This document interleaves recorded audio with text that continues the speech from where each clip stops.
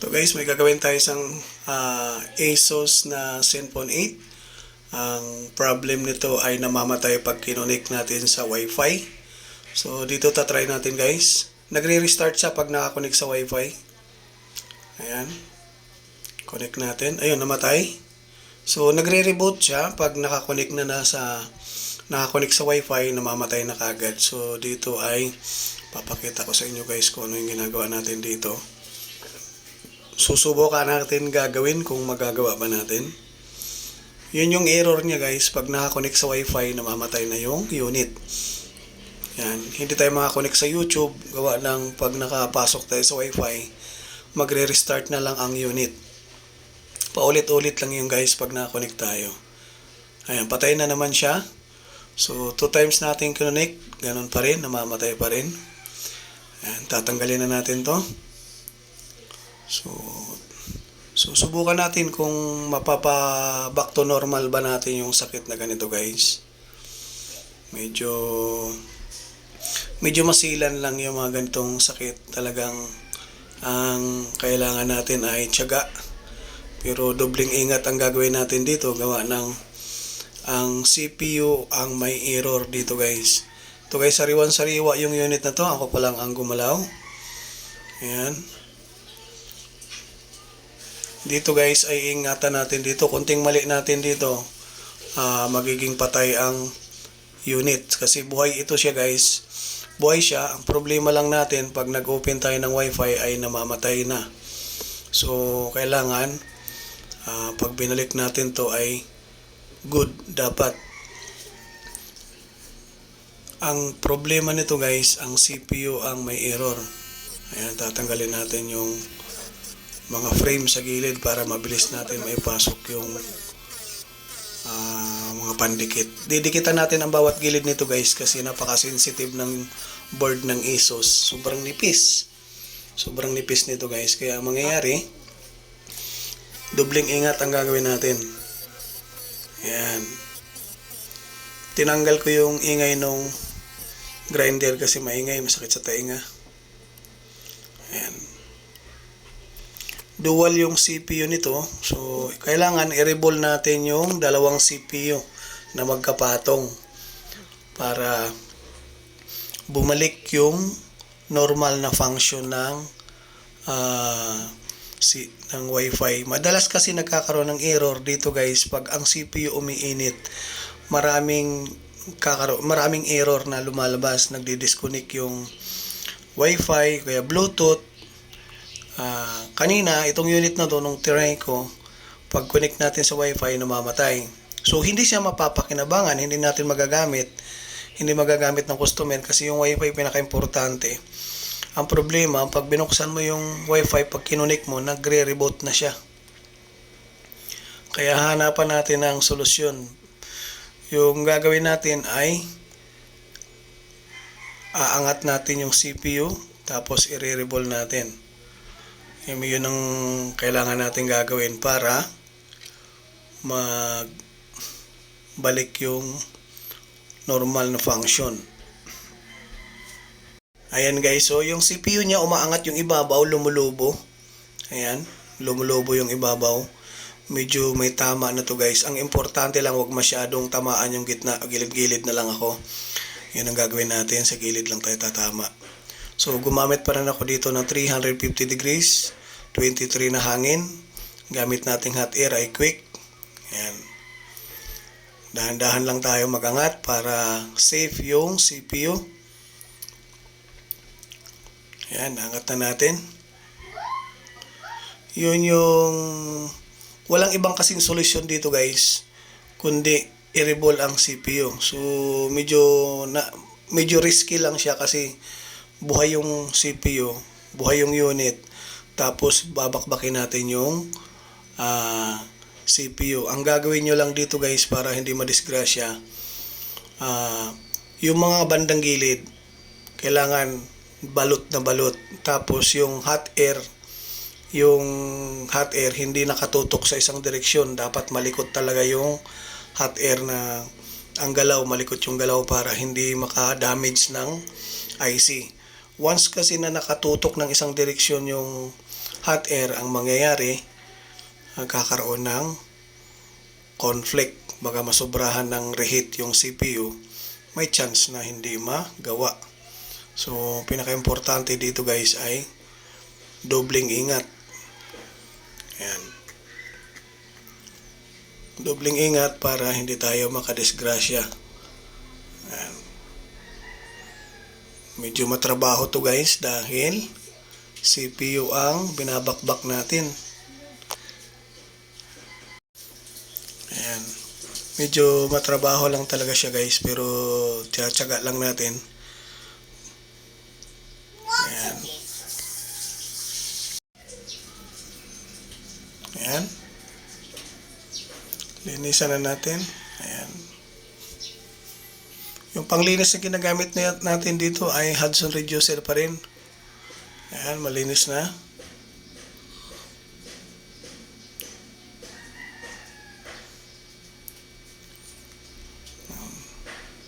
Medyo mahirap lang talaga tong board ng ASUS dahil napaka-sensitive. So, talagang dobling ingat ang ginagawa natin dito guys. Binabalahan natin ng lid para magkaroon ng yung mga nawala, mabalik. Saka natin mamaya lilinisin. Ayan.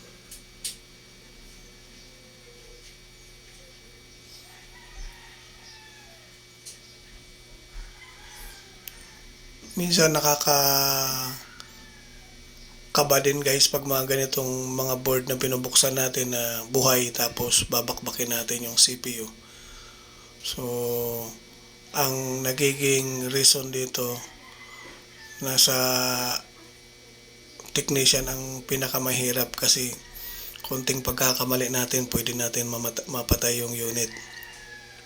So, kailangan pag mga ganitong sakit na buhay yung unit, tas babakbakin ninyo yung CPU, huwag kayo gumamit ng hot air na ordinary. Gamitin yung hot air, yung quick, dahil sulit talaga yun guys, hindi talaga basta-basta nakakasira ng IC. So yung mga ordinary, yung mga Gordak, medyo tagilid tayo doon dahil malakas masyado maglabas ng apoy. Hindi consistent yung yung nilalabas niyang apoy. Ito kasi hindi nagbabago yung quick na hot air, hindi nagbabago yung init. So, hindi tayo tagilid, hindi tayo mahihirapan. Kaya ang may papayo ko sa mga kapwa ko technician, so may kamahalan siya ng kaunti, pero sulit naman siyang gamitin. Yung quick na gamit natin. Wag lang kayo kasi paggamit, mas importante talaga, mas magandang gamit, mas maganda ang gawa. Yun yung pinaka maganda doon guys. Basta maganda ang gamit, yung result maganda rin. Tapos maalam pa yung gumagawa. Alalay lang lagi. Yun. So wag kayo magmadali pag mga CPU. Tsagain nyo lang, linisin na maigi. Tapos wag magmadali kasi ito yung pinakamahirap guys. Basta nagmadali, maraming error, maraming sablay. Ako kasi yung ginagawa ko, talagang di baling matagal, basta pulido lang nagawa para kung gumana man, gumana di, okay, salamat. Pero pag hindi talaga gumana, wala tayong magagawa. Ibig sabihin, sira yung piyesa. Kasi alam naman natin kung talagang maayos na paggagawa kasi doble ingat yung ginagawa natin. So ako ganun guys ang ginagawa ko, kahit napakaganda na pagkagawa pero meron talagang times na hindi natin mapapagana. Ibig sabihin may tama na yung pyesa pag ganun. Yan. Minsan kasi doon nagkakaroon ng error yan pag talagang overuse na yung unit, tapos na-update, mataas ang version. Yun yung problema. Kasi mga unit ngayon guys, puro sa version na mamatay, masyadong mataas, hindi kakayanin ng CPU. Nangyayari, nag-overheat na lang hanggang sa namamatay na yung unit. Minsan nawawala yung camera, nawawala ang music. Tapos kasunod nun, yung display na, nagahang na siya. Pag nagahang, ang kapalit nun, wala na, patay na. Ganun lagi ang senaryo na nangyayari. So, kaya ang may papayo ko, kung maaari, huwag nyo na i-update yung unit ninyo.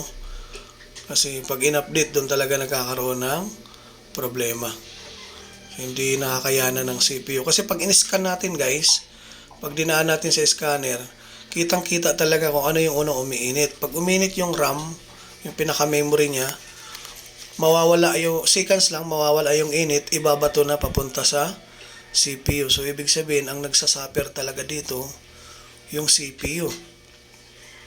Yung iba naman guys, once na nagawa na at na downgrade, pag dinowngrade, papalitan ng mababang version, yung nakalapag sa unit mo, pag pinalitan ng mababang version, medyo bumabalik sa normal. So kagandahan pa ganun guys, pag hindi pa siya sagad na update, madaling i-downgrade. So yun yung may payo ko guys, hanggat maaari wag na kayo mag-upgrade kasi sayang yung unit. Yan ang lumalabas na problema.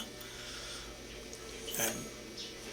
Kasi halos the same lang ngayon lahat ng Android, halos the same lang yung lumalabas. Pag in-upgrade, doon na nagkakaroon ng error. Ayan. So I hope na makatulong sa inyo guys yung mga ginagawa natin. Kung bago ka man sa channel ko, huwag kalimutan mag-subscribe para lagi kayo ma-update sa mga bagong upload natin. So matagal akong hindi naka-upload, gawa ng busy, maraming ginagawa. So nagbalik na naman tayo para ma-share na naman sa inyo yung mga konting kaalaman natin na makatulong kahit papaano. So sana lagi kayo nakasuporta sa channel ko at maraming salamat lagi. Ayan. Ang ginagawa natin dito ay dalawang patong lang. Ang ginagawa ko dalawang pahid lang guys. Hindi na ako nagdadagdag, hindi na nagtatatlo. Kasi pag tatlo makapal na masyado. Dalawang patong lang tapos linis na ako. Tapos lagyan ko na ng flux. Ganun na lang ginagawa ko. Pag tinatlo kasi natin, ang kunat na guys eh. Makapal na yung lid. Mahirap na ilapag. Pag nilapag mo, maluluto na lang yun, masusunog na yung CPU, yung lid mo, hindi pa nalulusaw. So, yun yung pinakamahirap. Kaya ang ginagawa natin dito ay manipis para sandali lang, malusaw yung lid, kakapit na doon sa PCB board. Ayan. Totally yung mga ganito guys, maraming umiiwas sa mga ganitong sakit na unit kasi mahirap gawin, matagal. Pero kung matyaga talaga yung technician, tsatsagain lang. Kayang-kaya yan, basta tyaga lang. Yan lang naman kailangan dyan eh. Matyaga lang para magawa natin. Kasi kung wala tayong tyaga, walang nilaga. Ganun lang kadali. Balik na natin. Yan. Dito natin malalaman pag natapos kung mapapagana ba natin yung Wi-Fi, kung makakonect ba tayo sa YouTube. Pag nakakonect tayo sa YouTube, ibig sabihin okay yun. Pag kinonect natin sa Wi-Fi at hindi namatay, ibig sabihin napagana natin. Pero pag hindi na nag-connect, ibig sabihin sablay, hindi gumana. Yan. Ganun lang yan guys. Nakita nyo guys yung kamay ko napakalikot. So ibig sabihin wala tayong masusunog na piyesa pa ganyan. Kaya ikot-ikutin ng gusto yung hot air para hindi siya makasunog. Huwag nyo itutok na isang direksyon. Delikado yon. So asahan nyo pag nakatutok sa isang direksyon, pag open nyo patay na yung unit. Ako ginagawa ko to guys, yung malikot yung kamay para yung ikot-ikot. Para yung flow ng init, pantay sila lahat, sabay malusaw. Ganun yung procedure na ginagawa pag naglapag ng mga IC. Kahit mapaliit man yan na IC. So huwag niyong itutok na isang direksyon kasi pag nababad ng gusto yung hot air, tutunog na lang yan. Pag tumunog, tak, wala na. Negative na yan. Hindi nyo na magagamit yung unit. Pangalawa nun, magpapalit kayo ng CPU. So ito buhay. Pag ito sablay ng trabaho ko, patay ito. Yun yung kakalabasan natin kung sablay yung ginawa ko dito. Ayan. Pag nilapag natin at tinest natin ay hindi buhay, ibig sabihin palpak yung ginawa ko. So dito na natin malaman guys. Tatanggalin na natin at itatry na natin sa LCD. Ayan. So titingnan natin kung mapapagana. Ayan.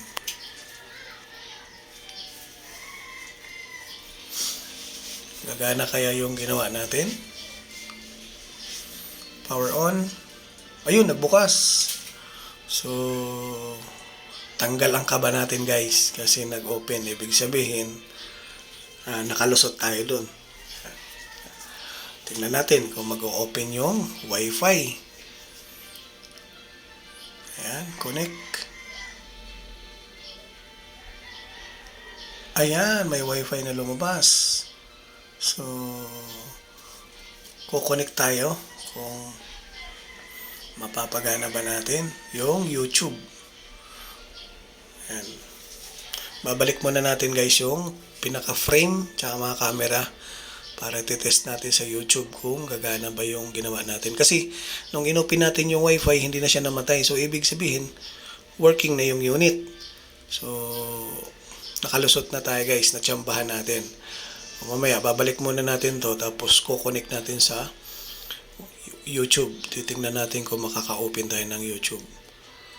Ayan. So, medyo kinakabahan din ako dito guys kasi pag mga dito, kung tiwala ka naman sa sarili mo na tama yung ginagawa mo, hindi ka kakabahan. Pero kung alam mo sa sarili mo may mali, yung kakabahan ka na. Ayan. Basta ang laging masasabi ko guys, doble ingat lang. Balutin yung mga gilid para iwas disgrasya kasi mas malakas yung singaw ng init compare doon sa tumatama sa harapan, sa pinakasentro. Mas malakas yung singaw. Ang mangyayari doon guys, mas delikado yun pag tumama sa ibang pyesa. Once na ang katabing pyesa ay silyado, pag lumuwa ng lead yan guys, automatic asahan mo deadbolt na yung unit. So, ganun lang siya kadali. Ayan, power on natin. Tape muna natin guys para nakakapit na maigi. So, I hope makatulong sa inyo guys yung mga ganitong procedure na mga gawa. So, sa lahat ng mga kapwa ko technician, sa mga bago pa lang, I hope na makatulong sa inyo. Ayan, connect natin sa Wi-Fi. Okay, connect. YouTube, tingnan natin. Ayun, gumana guys. So, salamat. I hope na makatulong sa inyo.